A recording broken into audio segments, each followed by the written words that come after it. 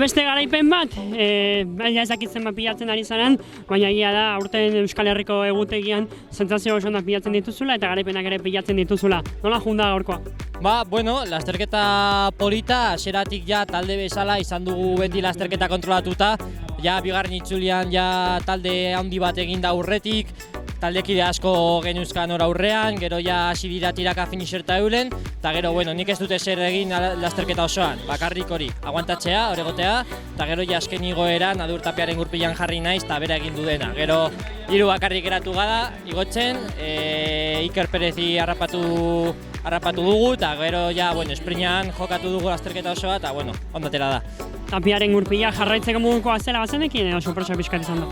Bueno, atzo ja geunden egon ginen Tapiarekin eta oso ondartxu ikusi genion, baina bueno, gaur jo duen erasoa ikaragarria izan da, ez nuen espero honelako forma fisiko egorea hau izatea, eta bueno, ikaragarria izan da Adur Tapia jo duen erasoa benetan.